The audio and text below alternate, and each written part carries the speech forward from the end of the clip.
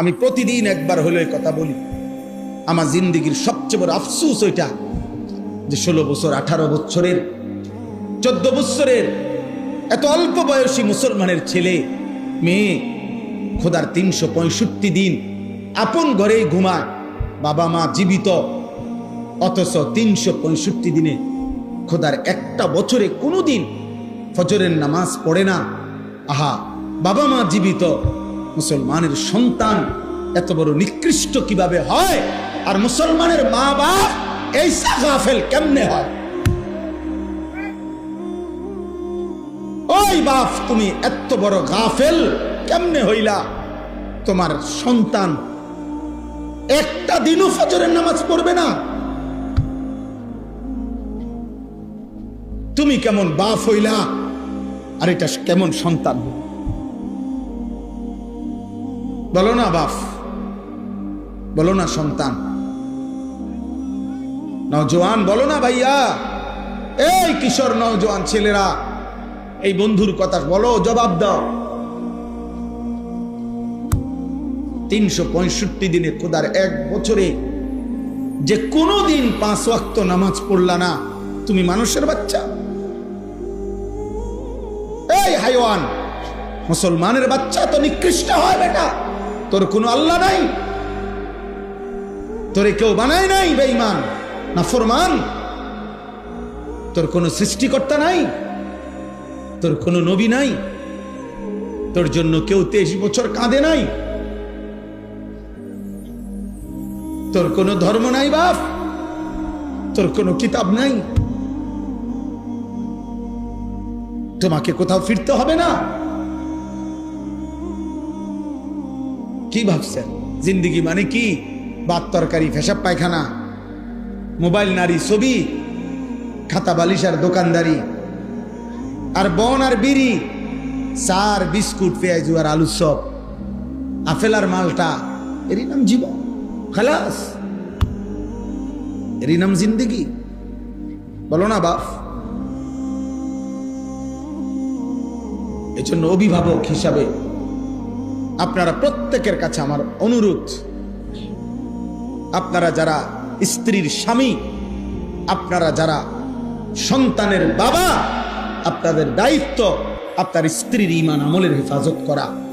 আপনার দায়িত্ব খোদার কসম আপনার ছেলে মেয়ের ঈমান আমলের হেফাজত করা।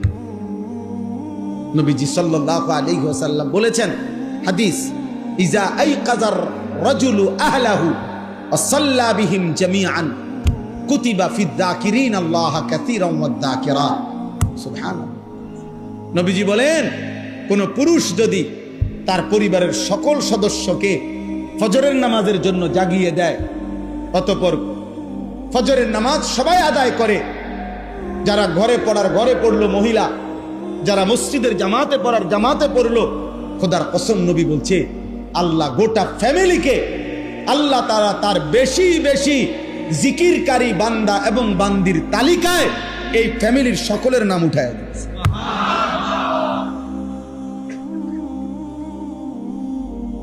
কুতিবা লিখে দেওয়া। নবীজি বলছেন সাল্লাল্লাহু আলাইহি ওয়াসাল্লাম, রাহিমাল্লাহু রাজুলান আইকাযা ইমরাআতাহু ফাইন আবাত নাদাহা ফি ওয়াজহিহাল মা। আল্লাহ ওই পুরুষের উপরে, ওই স্বামীর উপরে আল্লাহ রহমত নাজিল করেন যে তার স্ত্রীকে ফজরের নামাজের জন্য জাগিয়ে দেয়। যদি সে উঠতে না চায়, ফাইন আবাত, উঠতে না চায়, তাহলে স্বামী আদর করে তার চোখে মুখে পানির ছিটা দিয়ে দেয়। ওঠো, উঠতে হবে, পানির ছিটা দিয়ে দেয় যেন সে উঠে। আল্লাহ, নবী বলেন, আল্লাহ ওই স্বামীর উপরে তৎক্ষণাৎ রহমত নাজিল করে। শেষ হয় নাই হাদিস, এর পরের অংশ হলো ওয়া রাহিমাল্লাহু ইমরাআতান, আল্লাহ ওই স্ত্রীর উপরেও রহমত নাজিল করেন আইকাযাত যাওজাহা, যে তার স্বামীকে ফজরের নামাজের জন্য জাগিয়ে দেয়। ফাইন আবা, যদি স্বামী উঠতে না চায়, নাদাহাত ফি ওয়াজহিহিল মা, এবার স্ত্রী তার চোখে মুখে পানির ছিটা দিয়ে। উঠতা না, কালকে যে তুমি আমার ফানি দিছো চোখে মুখে, আজকে বালতি দিয়া ফানি দিও, ওঠো। আচ্ছা, এমন ভালোবাসায় কি ঝগড়া হইব? এটা তো মহব্বত।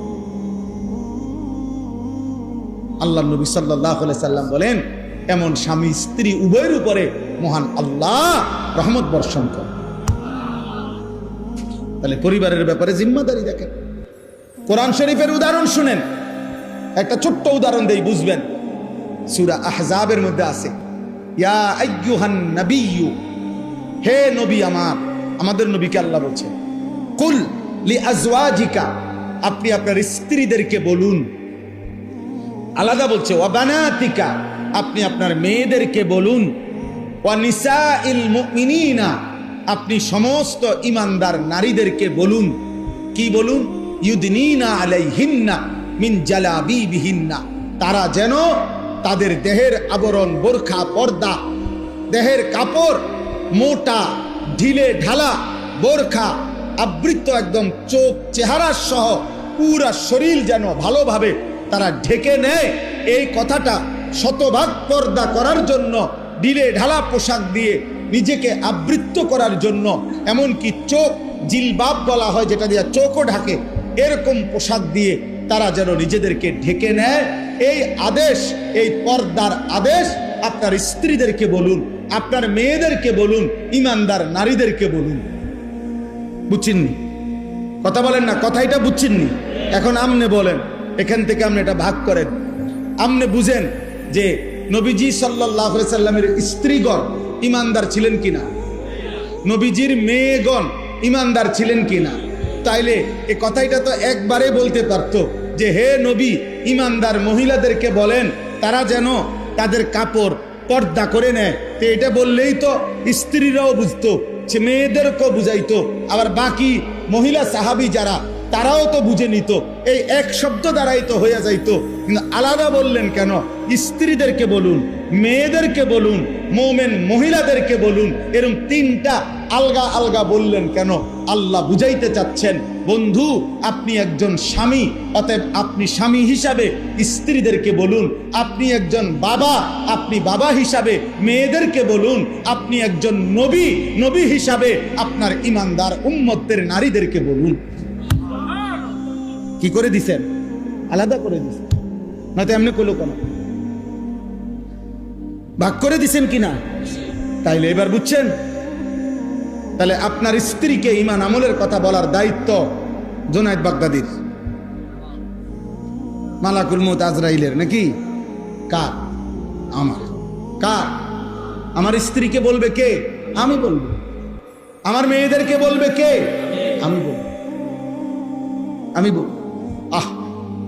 14 বছরের মেয়েটা, 16 বছরের মেয়েটা 8-7 কাপড় পরে, টাইট কাপড় পরে, আধা ঘন্টা 1 ঘন্টা ধরে সাইজা গুইজা আপনার মেয়েটা আপনার ঘর থেকে বের হয় প্রতিনিয়ত। আপনি বুঝেন না এই অসভ্য মেয়ে কারে দেখাইবার জন্য 1 ঘন্টা লাগাইয়া সাজলো, আর এই অসভ্য মেয়ে রাস্তার কারে দেখাবে? আমনে বাপ বোঝেন না? আমনে ললিপপ খান, আমনে বইয়া সিরা সাবান, আমনে সিরা সাবান, আপনি বুঝেন না?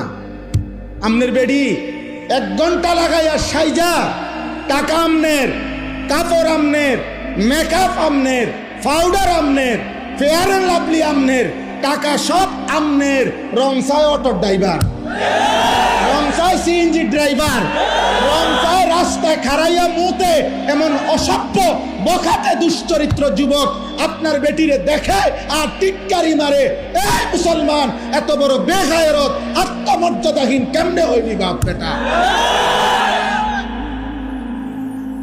তুমি কোন পুরুষ না? তোর স্ত্রী কেন বেটা বাইরে বাইরে হাঁটবে বেটা? বেপর্দা বেটা, তুই বেড হইতা বেটা? চিরানি খাও, ভাত খাইতে পারো না? আত্মসম্মান কোথায়? বেডি আমার বউ,